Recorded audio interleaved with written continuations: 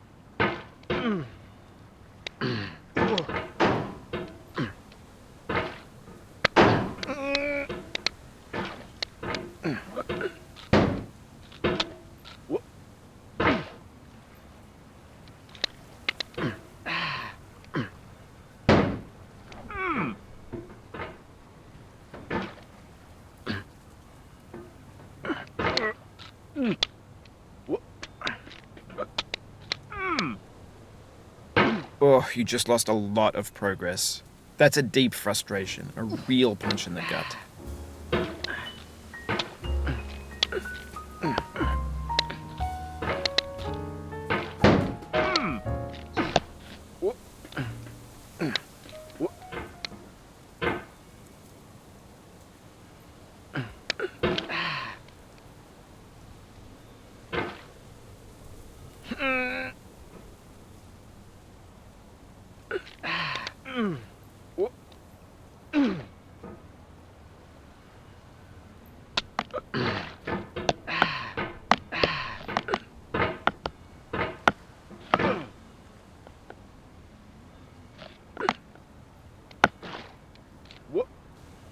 Oof, sorry about that.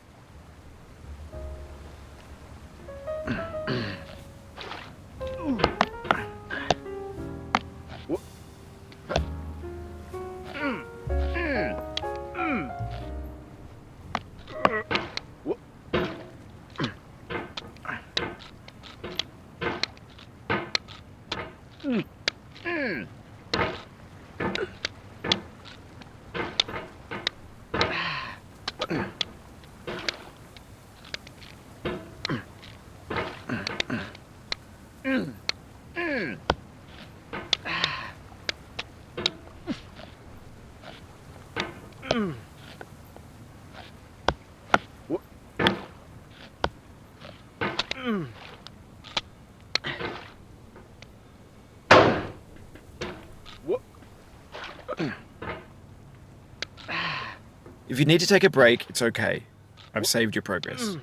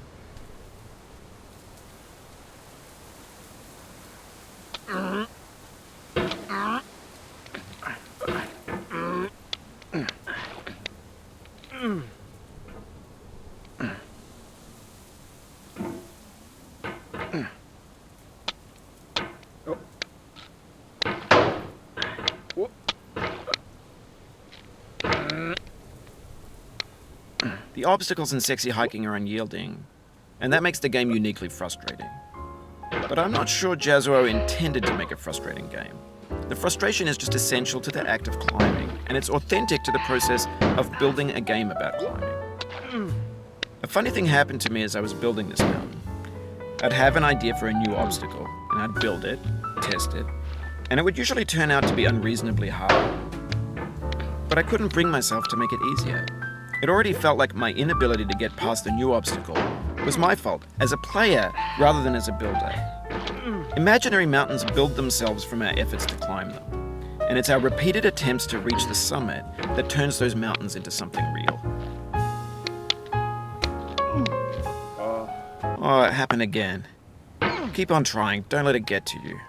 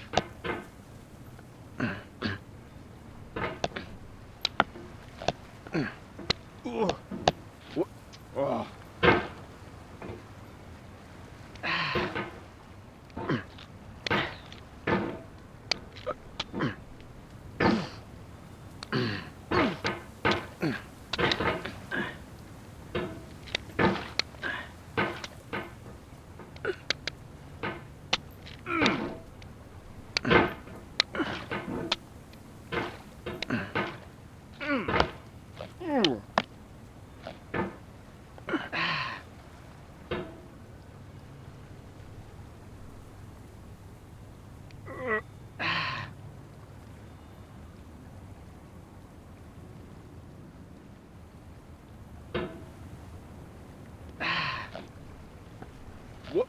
No. What?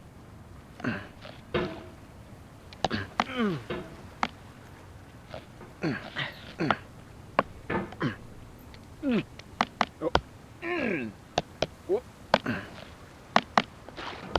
What?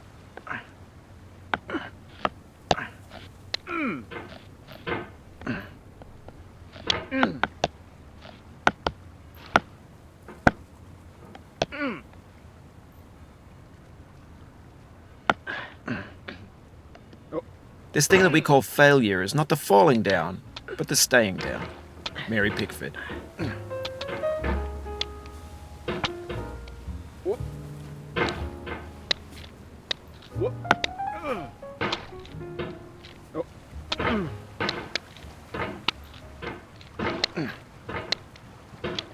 What?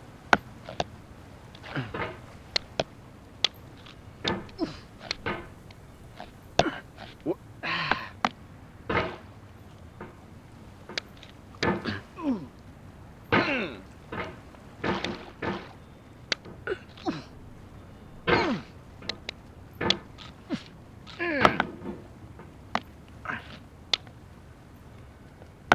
What?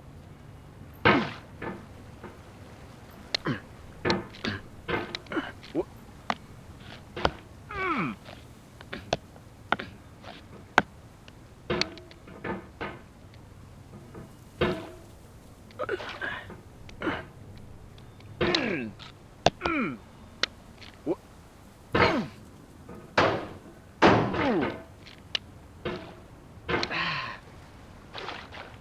What?